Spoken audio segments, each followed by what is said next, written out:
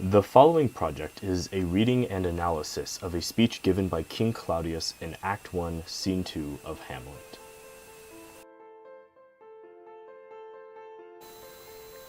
"'Tis sweet and commendable in your nature, Hamlet, to give these morning duties to your father, but you must know your father lost a father, that father lost his, and the survivor bound in filial obligation for some term to do obsequious sorrow.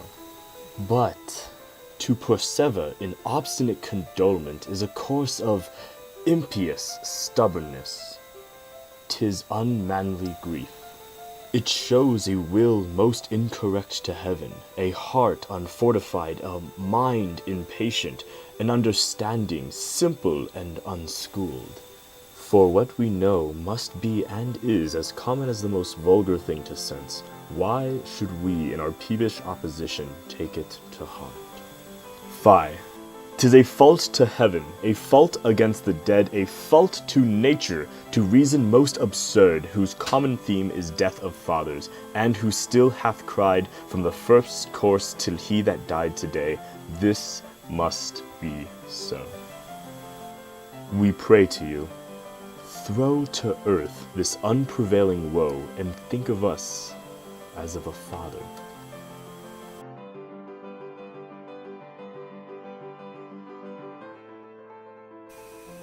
At this point in the play, Claudius is trying to stop discussion about the old king Hamlet in an attempt to bring attention away from the old king's death.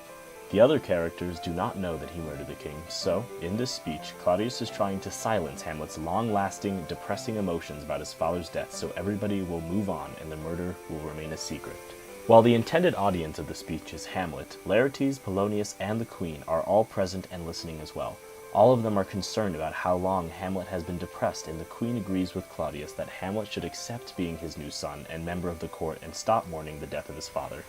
An example of situational irony in this speech is when Claudius tells Hamlet that he is good to mourn over his father, but then turns his compliments into critique by saying he has been depressed about it for too long and he needs to get over it. An example of dramatic irony is when Claudius is telling Hamlet that he has a will most incorrect to heaven and a heart unfortified, even though the reader knows that Claudius has arguably the most corrupt heart for murdering Hamlet's father.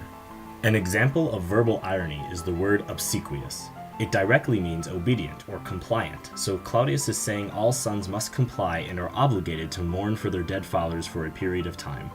This word is also very similar to obsequy, which relates to funerals and funeral rites, connecting it back to the death of King Hamlet. One theme in Hamlet that this scene connects to is the overall mystery and power of death. After the murder of his father, Hamlet becomes obsessed with the idea of death and is completely overtaken by it. He considers it from different perspectives, and many of his actions are direct consequences of his thoughts and indecisions about death, whether it be his own, his father's, or Claudius's. This scene shows how much Hamlet can be motivated by death, as other members of the castle are telling him he needs to stop.